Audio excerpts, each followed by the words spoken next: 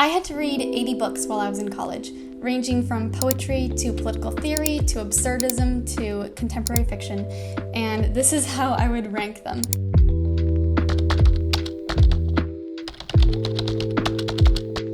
Hello, my name is Michaela, and if you have not watched my channel before, I make academic content, lifestyle content, and I'm going to be starting law school this fall, so I will be making more videos about my life and my study methods, all of that. Don't forget to subscribe if you would like to follow and watch more content. I'm very grateful, and yeah, let's get started on the video. I was thinking 80 doesn't actually sound like very many, because if you divide it amongst the 4 years, it's 20 per year, and then 20, if I usually had 3 quarters per year, except for the year I was at a different school, 20 divided by 3 is just over 6.66 to be exact, per quarter, which really is not that many, and then that's like split between 4 classes. Anyway, I excluded all of the books that I read outside of class because I read a lot for fun, and I did not include those. So these are only the books that I was assigned, and I also excluded all of the short stories because for the creative writing major, we often had to read short stories. I did not include any of those, only short story collections in my count. Anyway, I'm going to give the top 3 books for the following categories: the most shocking, informative, life-changing, entertaining, boring, worth a reread, beautiful, disappointing, best, and worst. Or maybe worst and then best, so we can end on a bright note. Starting off with the most shocking. First of all, the Decameron. We were told to read this before first year. It was like 1,000 pages, and I don't know if anyone else read the whole thing. I read the whole thing because I thought we had to, and we didn't even talk about it for more than like 20 minutes in class, so I was a little bit bothered by that, but it was still worth reading because this was a book written in the 14th century. This is actually a collection of short stories, but it was really shocking because there were a lot of perverted stories that I just was not expecting from the Middle Ages. And then second most shocking, that was actually the most shocking. No, I should do this in a different order. That was the first most shocking. Second most shocking was Jude the Obscure, which was written by Hardy. This is a Victorian novel, and for kind of the same reasons. I think that I must have this notion in my head that history is going to be a lot more polite and that it caters to etiquette or something. And then finally, Confessions, which is the famous book by Augustine. This one I found shocking because I thought it would be dry. It's this guy from hundreds of years ago talking about religious revelations. That's something that I would expect to just be very dry to get through, but it was actually considerably interesting, and for that reason it was shocking. The top 3 most informative books. Okay, so this time I'm starting with number 3, because that makes more sense. So third was Silent Spring by Rachel Carter. Silent Spring is a pivotal environmental book. It just reveals so much about chemicals in the environment. It was informative to read, but also just informative knowing that this has had such a huge impact on environmental policy. Second was The Origins of Totalitarianism by Hannah Arendt, and it was for a social science class that I was taking, Power, Identity, Resistance. So we just went in depth about the meaning of the book and totalitarianism, obviously. And then first most informative was The Pillow Book by Sei Shonigan, and this was because it's kind of like a diary that was written by this woman in Japan from like the 990s to the early 1000s, and it's incredible how relatable someone from 1,000 years ago can be. It was so informative for understanding the culture at that time and for comprehending how there's really such a small gap between us and our ancestors, our predecessors. I don't often read books written by people from long ago.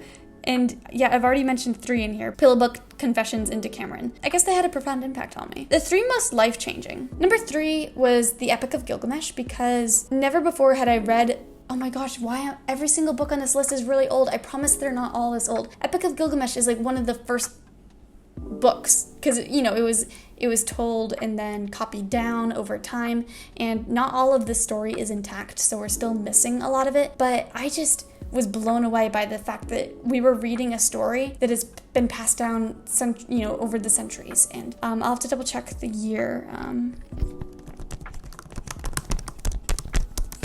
Okay, so it's considered the oldest surviving story in its complete form and is thought to have been written between 2100 and 1200 BC in Mesopotamia. So I just was so shocked by that. Second most life-changing was The Overstory, and this is something that really affirmed to me that I want to do environmental law. It's an environmental story, literary fiction, and while the story itself actually wasn't that entertaining, it was very powerful. It really has this poignant message about protecting the trees. Most life-changing would be Jane Eyre, I would say, because that introduced me to Victorian literature and Victorian romance in particular. It's just such a classic book that I never had the opportunity to read for high school, so I really enjoyed reading it in college. The three most entertaining books. First, Fun Home. This is a graphic novel by Alison Bechdel, and it's the graphic novel format that made it so interesting. It was kind of the perfect story to be told with illustrations. Next is The Bluest Eye by Toni Morrison, and this is just classic literature in its true form. You know, that kind of book that everyone needs to read. When I say entertaining,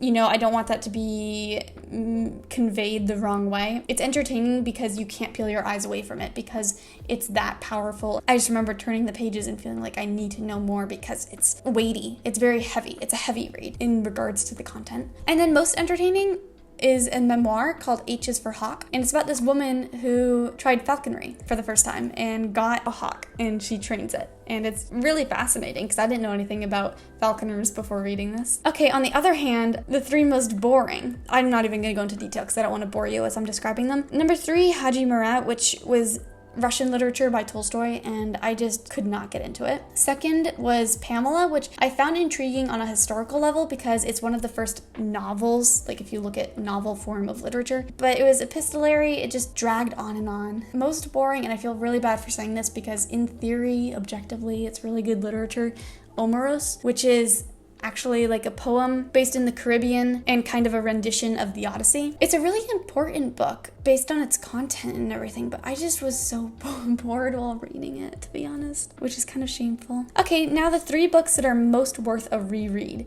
So the books that I feel like maybe I didn't even appreciate fully the first time that would be useful to reread, or, you know, maybe there's stuff I didn't catch the first time. Number 3 would be Go Tell It on the Mountain. There's a lot of religious symbolism in this, and it's a generational story. I don't think I fully appreciated it the first time, so in the future I'd like to reread that. And then second is Our Mutual Friend, purely because Dickens, there's so much in all of his novels. They're really hard to understand in my opinion. I always struggle to read them. I think that it's more challenging than like the Brontes or Austen because they're so layered, and Our Mutual Friend is a beast of a book. It's big. Finally, I really want to reread The Picture of Dorian Gray. I definitely didn't appreciate it enough the first time, and I'd like to go through with a highlighter because there are so many quotes in the book that are just beautiful, because it's about this guy who is immortal, but his picture in his portrait ages and shows his true self as he commits more and more sins. The 3 most beautiful, I'm going to start off with The Odyssey because it's a work of translation and because of the way that it differs based on translation. The way that it's influenced the world, it truly is an epic poem in every sense of the word epic. Second is Ariel by Sylvia Plath, and this is poetry. I'm usually not actually a poetry person, but it's natural and psychological, and she's got a way with words, honestly, which is a really corny way of describing it, but they're digestible for the most part. The most beautiful book of all is Persuasion by Jane Austen, and honestly, I wanted to fill this category of beautiful all with Jane Austen's novels, but that felt a little bit like she would be monopolizing the category, so I didn't do that. But Persuasion of all of her novels is so beautiful, and it's my favorite of hers. It's of a woman who's older than her other characters usually are. It's a bittersweet romance that you just feel the pain between the 2 characters. Slight spoiler, so skip ahead 10 seconds if you don't want to hear this, but there's a gorgeous love letter in the end, which I just absolutely love. 3 most disappointing. Third most disappointing was Bleak House by Charles Dickens, because this was the first Dickens book that I read for my Dickens class, and I wasn't a huge fan of it, so I remember thinking like, oh boy, what have I gotten myself into? Bleak House was hard to read. It was confusing in my opinion. I had to use SparkNotes. I would read a chapter and then review the summary in SparkNotes to make sure I was understanding it properly. Second most disappointing was Oil on Water. This was about a journalist in Nigeria, and it could have been really good, but to me, a lot of the book just struck me as misogynistic, so I was really disappointed. Finally, Moll Flanders. Moll Flanders was written in 1722, so I was really excited to read an early novel, but it just was a drag, and it's one of those books you have to appreciate for its historical importance rather than any actual compelling storytelling. Daniel Defoe, of course, revolutionized literature, so it's really a good book in that sense, but not the most interesting if you're wanting to like curl up with a book and have a page turner. Okay, the 3 worst. The 3rd worst is, I don't even know, how am I gonna rank these? 3rd worst is Waiting for Godot. This is absurdist literature, meaning that nothing makes sense intentionally. Everything is meaningless, everything is pointless, and I get that like absurdism is an art form or whatever, like it's, you know, it's an era of literature, it's a style, but I don't like it, and I think that it's inane to read. 2nd is The Alchemist by Ben Jonson. This is a really old play. Need I say more? I don't know. I mean, it's a really old play, kind of like Shakespeare, but it's not Shakespeare. The worst of all is Mrs. Dalloway. I don't want to hate on an author. You know, every author has their merits, but it was like one big run-on sentence, and I get that's the point. It's like the, what's it called? Like when you just literally are verbalizing stream of consciousness. But the whole point of literature, like I can have a stream of consciousness in my head. The whole point of literature is that I want to read something that's well crafted, that gets rid of the stream of consciousness. Oh man, I did not like that book, and I do not plan on reading any more of Virginia Woolf. But anyway, the 3 best. So the 3rd best I would say is The Mothers by Britt Bennett, and this is just contemporary literature. It ruminates on pregnancy and abortion and mother figures, as indicated by the title, but I really liked it. And then 2nd best was At the Edge of Time by Dan Hooper, and the reason that this was so good is because first of all, it's an overview of astrophysics and, you know, the really deep questions of astronomy and time and black holes, quantum mechanics, all of that.